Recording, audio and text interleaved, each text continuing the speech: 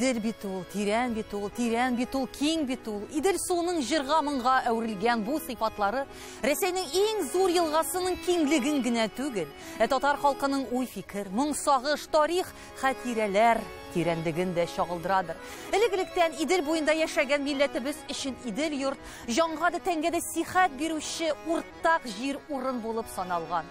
Идел буенда, Сембер төбәгендә нәсел агачының тамырлары җәелеп киткән, нык береккән, аны үз халкы белән бәйләп тоткан Акчуриннар, Абушаевлар, Бахтиевлар, Сәбитовлар, Биккуловлар, Мансуровлар нәселләренең данлыклы вәкилләре, аларның эш гамәлләре, татар халкының иҗтимагый тормышында тоткан урыннары, халкыбызның ерак җирләрдәге зур адымнары һичшиксез Горур елганың бер очыннан икенче очына кадәр барып җитә.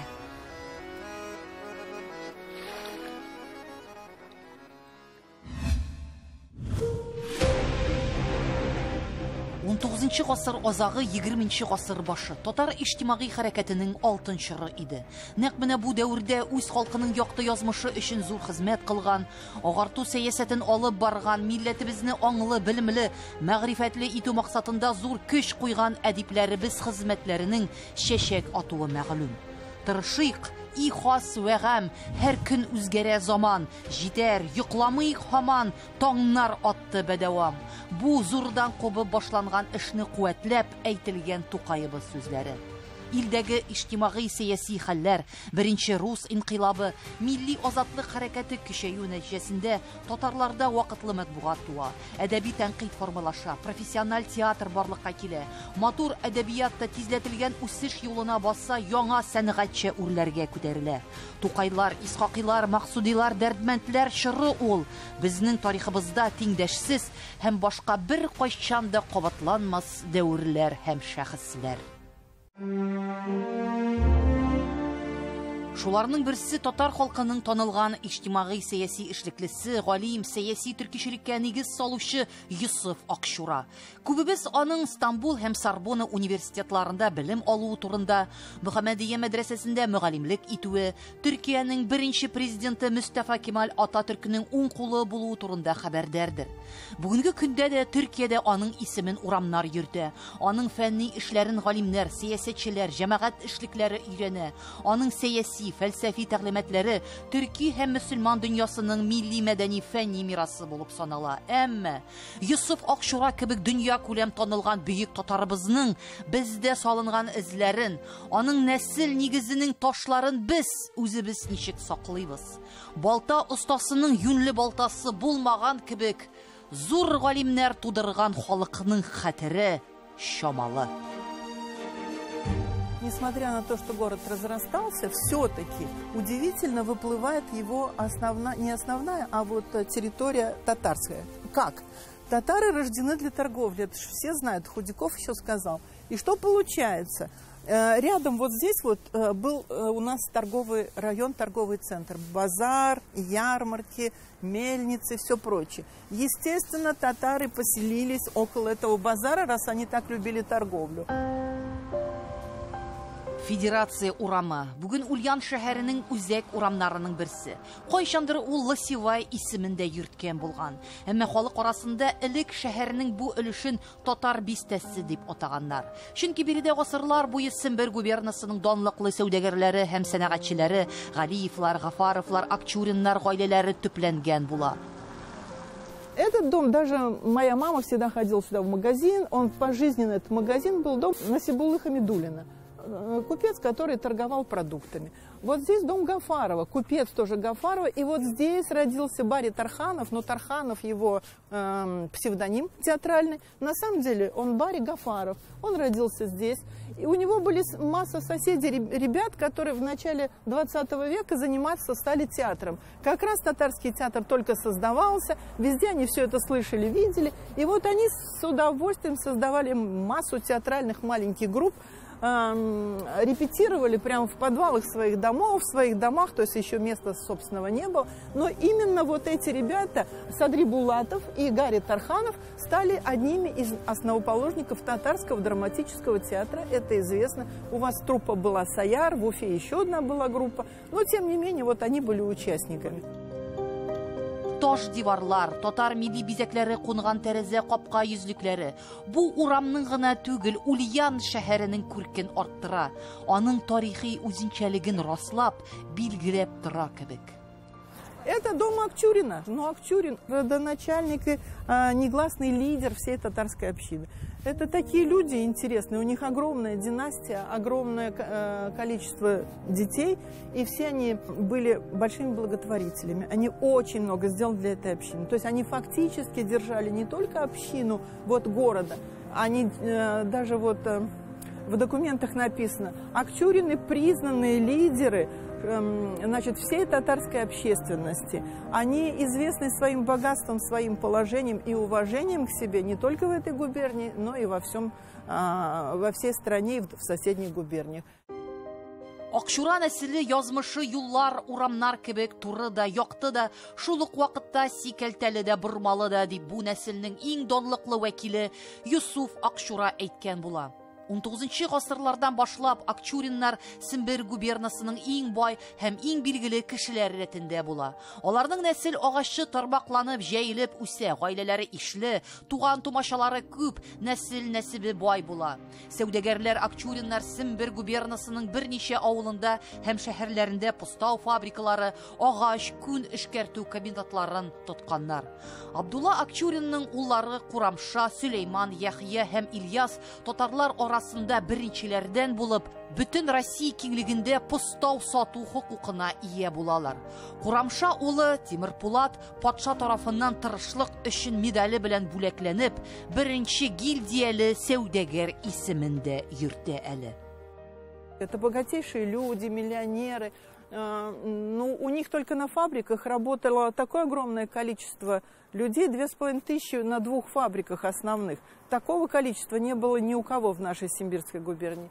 И Сулейман Акчурин, здесь жил Курамша и Тимир Булат, а другой Сулейман Акчурин, который жил на улице Ленина нынешней, так он первый основал все суконное производство, он первый открыл фабрику в 1849 году. Это была фабрика, которая не использовала крепостных рабочих. В губернии это была первая фабрика. То есть стал появляться наемный труд. И он доказал, что наемный труд гораздо выгоднее труда крепостных. А крепостных у него просто не было. Татарам не положено было иметь крепостных инородцев. Своих татар тоже не было. И он сделал наемную фабрику, которая и показала, что это гораздо выгоднее. И отсюда и начались буржуазные отношения, то есть уже развитие совершенно другое пошло. По его примеру стали создаваться и другие фабрики. То есть он просто очень много сделал.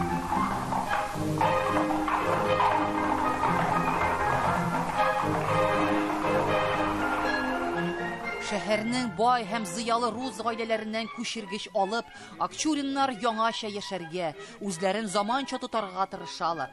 Әмма иске гореф-гадәт һәм кагыйдәләрне дә алар атлап узмаганнар. Милли мәдәнияткә, җыр, музыкага да омтылганнар, мәчет һәм мәдрәсәләр салдырганнар.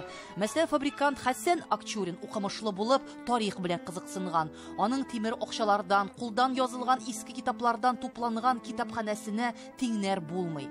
Юсуф Акчураның тагын бер агасы Ибраһим бәй Акчура берничә көнбатыш телен, иске уйгыр язмасын, Шагатай телен, иске госманлы һәм төрек телләрен белгән.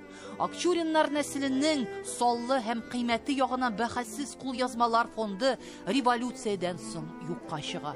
Нибары 200 дәнә рус һәм чит телләрдә язылган китап кына сакланып кала. Ни аяныч, татар халкының бай язма мирасы, гарәп, фарсы язмалары, борынгы Коръән нөсхәләре, гыйлем чишмәсе, халыкның киңәшчесе һәм юлдашы булган иң кадерле тонсы китаплары, йөзләгән әдәби, дини, фәлсәфи, фәнни, гыйльми әсәрләр ерак кыйтгаларда сибелеп, җиргә сеңеп кала. Порядка 200 книг, которые сюда поступили в начале 20 века, то есть в 20-е годы, когда из дворянских усадеб, из дворянских купеческих домов реквизировали книги. Поэтому библиотека, это сложно действительно назвать, это фрагмент библиотеки Акчуриных, который нам досталось. Это книги в основном на иностранных языках, по большей части на французском языке. К сожалению, на татарском языке, на арабском языке книг, которые, скорее всего, были в библиотеке Акчуриных, но до нас они не дошли. Татарының мирасы халкыбызның аянычлы язмышын чагылдыра шул. Сембер губернасында Акчуриннар төзегән һәр бина татар халык төзелеш сәнгатенең гүзәл бер үрнәге иде. Дисәк тә ялгышмабыз. Аларда ампир архитектурасы да барокко стилендә күреп була иде. Сембер байлары фарсыча, төркчә, гарәпчә белгән, үзләрен зур ислам дөньясының бер өлеше дип тойганнар. Аларның карашлары Истанбул, Каһирә һәм Бухарага юнәлгән, әмма Париждан да борыннарын чиермәгән. Шуңа да бу көнбатыш һәм көнчыгыш стильләренең кушылуы аларның һәр бина йортларында күзәтелә иде. Хуҗасыз үй таркалыр диләр. Зөя башы, Барыш, Ульян шәһәрләрендә Акчура нәселенең эзләрен кайчандыр саклап тоткан биналарның күбесе инде юкка чыккан. Сакланып калганнары да ташландык хәлдә кала бирә. О татарской старины нигде не упоминается, нигде ничего абсолютно нет. Ну это памятники архитектуры. Да, они регионального значения. Да. Но дело в том, что, видимо, у города нет денег, не сохраняются как русские памятники, так уж тем более татарские. Это памятник архитектуры, но даже трудно доказать, что это татарский памятник. Потому что, памятник в каждом доме же как?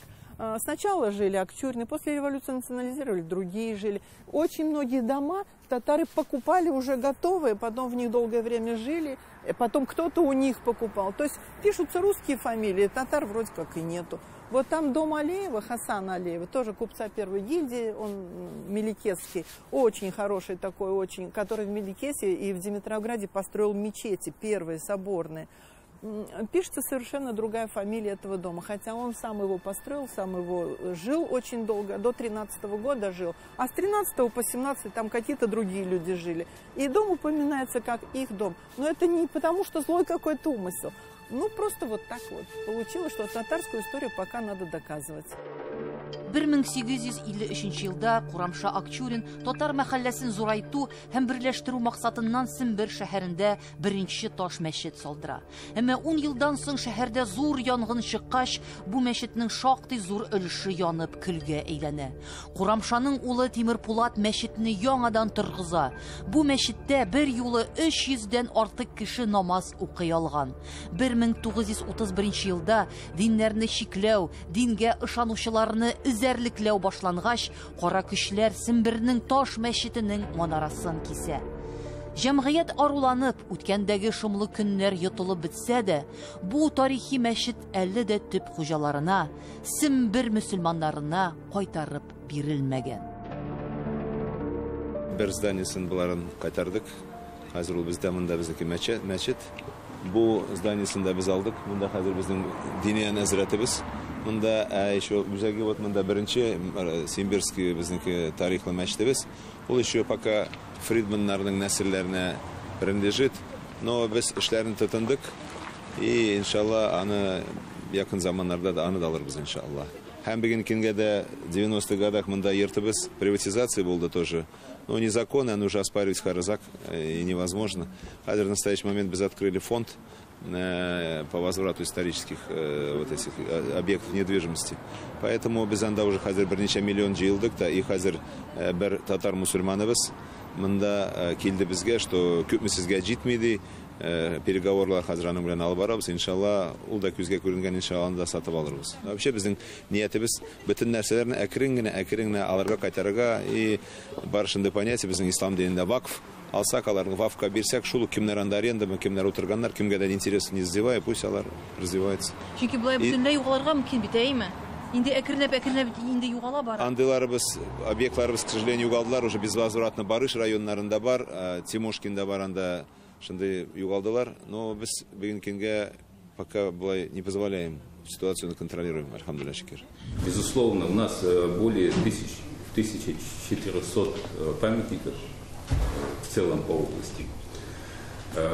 На содержание мы из года в год выделяем необходимые средства. Конечно, хотелось бы больше, хотелось бы реконструкцию, но сами знаете, сколько стоит реконструкция памятников, тем более, если они не только областного, у нас еще есть и федерального значения.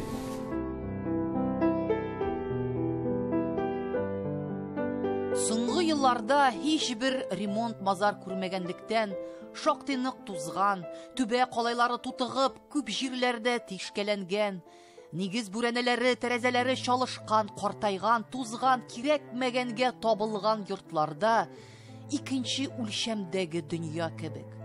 Монда искелек исе тыңга каба, сулыш та ала алмыйсың. Аяк астында нинди зур тарих эзләре. Без аңламасак та күкләр аңлый бит аны. Монда бит хәтта Тукайның килүе мәгълүм. Акчура байның кайсы йортында кунак булган микән? Бәлки нәкъ менә бу йортының тәрәзәсеннән татар бистәсе кешеләренең ыгы-зыгылы тормышын күзләгәндер. Сембер байларының һавалануыннан сару кайнагандыр гаҗизебезнең. Ничек кенә котылырга теләсәк тә, без бу хатирәләрне сызып ата алмыйбыз. Бу безнең барыбызның да уртак үкенечле газабыбыз.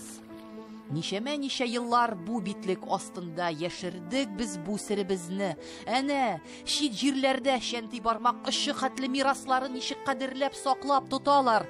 Без исә Кафтаудай байлыгыбыздан мәхрүм калырга әзербез. Диңгезеңне макта, иделеңне эш диләр бит. Кай тарафка юрттырабыз соң? Кайда безнең кыйблабыбыз? Кайдан юаныш табарга, кемгә күңелләрне бушатырга? Әгәр дә кыш булып кунарлык, коры каенның да калмаса.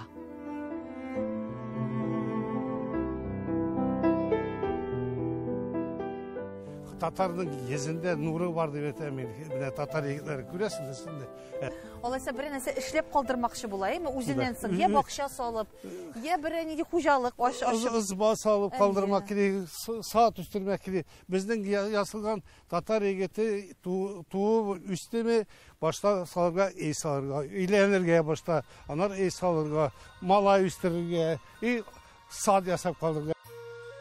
Ерак чакрымнарны күзләгәндә, бер-береңнән өлгү алырдай, безгә үрнәк булырдай татарларга тап буласың. Сембер якларында кысыр елларда бүлгенлеккә төшкән колхозларны үз җилкәсендә сөйрәп чыкканнар, бүген ерак бабалары кебек үк тамак туйгач, эшләр көрәйгәч, табындагы тәгаме белән бүлешергә әзерләр. Мин Оренбургский облыстардан проектлар алып кайттым, һәрбер йортка өсенә, һәрбер квартирага газ китерергә, котельный бар. Котельный ул тиз заманнарда миллиард заманда 5-6 миллиард айга газга түләргә иде. Һәм кирттегезме? Һәрберсенә кертеп ясап бирде. Халыкның газлы иттегез инде. Газлы һәрбер квартираларда газ хәзер менә рәхмәт әйтәләр, туңы беләләр, су туңа дияләр, хәзер рәхмәт әйтәләр. Хәзер рәхмәт әйтәләрме? Һәм сез мәктәпләргә дә булышасыз икән, әйме? Мәктәпләр почти весь содержательбез. Балаларны ашатабыз, бәрәңге ит бирәбез балаларга. Балаларга. Да, аннары малосемейныйлар, ниләре җитмәгәннәргә аларның семьяларга весь ашатырга, сотны ашатарга акча бирәбез. Сембер губернасының данлыклы сәүдәгәре Абушаев исемен йөрткән хуҗалык бүген 11 000 гектар җирдә яшелчә үстерә, атлар үрчетә, бәрәңге сата, шул җыелган мал-мөлкәт хисабыннан, кеременнән мәктәп балаларын бушлай ашата. Авыл халкына йортлар салырга ярдәм итә, хезмәтле, нигъмәтле, ашлы-сулы итә халкыбызны. Авылны бетерергә ярамый. Безнең дәүләт бетермәкли авылны. Klublarını yabalar, mekteplerini yabalar. Şunu ötesi mekteplerini yapkaç bütünde bulmuyor. Esi firma yapıldı mı, mektep yapıldı mı, avul bitti diye söz bidi. Kişiye jir kirekmi bugün? Mana avul kişisine jir kirekmi? Yaşlarda jir işindəşlikləri yok. Var onqa bir kişi. Nərsədən kide, vaspitaniye, balalarını tərbiyəlövdən kide. Ata-ana cirini yaratırga tərbiyə edilməsə, o bala yaratmır cirini. Olaysa indi ol ailədən kilirgə deyişə? Ailədən kilir. Minə ata-ana etdim, işləmişkən, min şununla görə, minə avul cirində də kimin balası yeşlənişdi, alar işini yarata, cirini də yaratarlar. Kimin balasını işlətməgən, o işləmir. Əli tatar xalqı iş yaratatırlar, işləylər qalar. Mine 35% Tatarların her birisinde sıyır var. Менә әйтәләр бит, авыл бетсә, халык та бетә дип. Сез моның белән килешәсезме, юкмы? Килешәбез, ул дөрес ул. Ул шәкәр тамакны туйдырмый. Һәм менә телне саклауда да авылның роле зурмы? Телне саклау кирәк. Ну, зур авылны. Телне онытсак, без татарлыгыбызны да онытабыз. Телне онытырга кирәкми.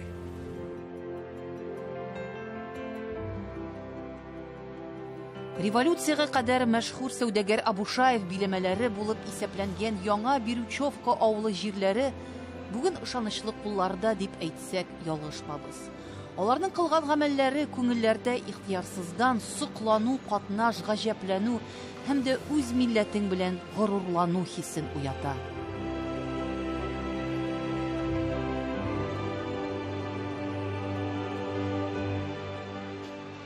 Аларның ниятләрен, тормышларын аңлар өчен монда туып үсәргә, я булмаса гомер кичәргә, 40 мәктәп үтәргә кирәктер.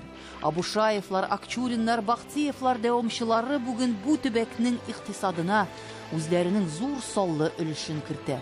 Тырыш, тәвәккәл халык, үз юлыннан тайпылмыйча, татарлар тарихында да үз эзләрен сала килә. Особенно у нас в Ульяновске это ярко проявляется. Ну, в Ульяновске, в городе, каждый, наверное, татарин, настоящий, гордо называя себя татарином, везде как бы старается быть замеченным.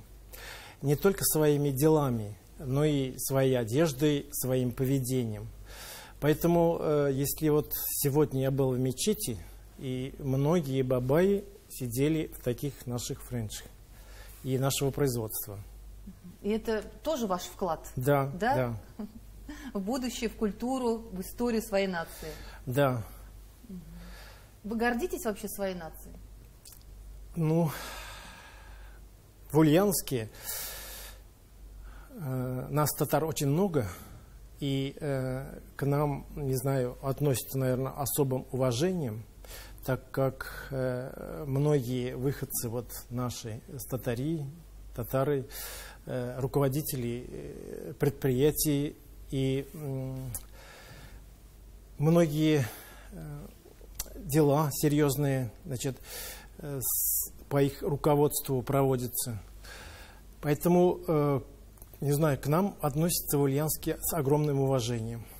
Biz Qozonga bargachda kongressda da federal avtonomiyada siz birga birdamlik kerak, do'stlik kerak, do'st yashaymiz deb. Mana men o'zim da tubaklarda yirim, ammo lekin tatarlar orasida do'stlik yo'q. Bir-birisi bilan talashib, erlashib yotalar.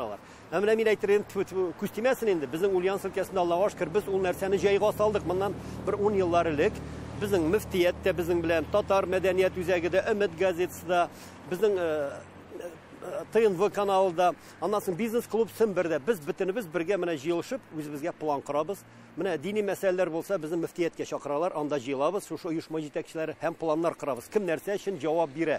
Mən şuna görə də bizning dostluq. Biz bir qaçanda min istənirək, min yuqarıraq dərəcədə turam degan нәрсә юк. Һәр вакытта да бергә җыелышабыз да, менә теге шундый кай шакта гәпләшеп тә китәбез дә, әмма ләкин уртак фикергә килеп үзебезнең менә шушы максатыбызга ирешәбез. Менә шуңа күрә дә мин кай шакта уйлым, безнең күп уңышларга ирешүебез дә менә шушы бердәмлектә.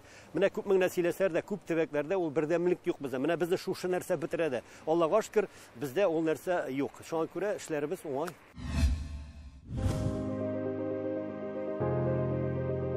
Безнең яшәешебез дә нәкъ Идел сулары кебек. Тыныч кына аккан җирдән кинәт каядыр ургылып, бергәләнеп, алдын-артын карамыйча, ашыга көннәребезне сүтә башлыйбыз. Без ниндидер күктәге очмас кошларны тутарга, ашмас хыялларны авызлыкларга омтылабыз, сукыр көдрәткә буйсынып, үкчә күтәреп чапканда, акыл исәбен, йөрәк талабыннан артык күрәбез шул. Ярсып, арып, җиргә төшеп, тынычланып, асылыбызга, кире үз юлыбызга кайткач, як-ягыбызда ни күрик? Сулар киткән, арыклар киңәйгән, җирләр корыган, хәтер ташлары юылган, вагайган, тирәнгә киткән. Үзе егылган, үзе еламас. Бу елгаларны ничек үз ярларына кире кайтартырга соң?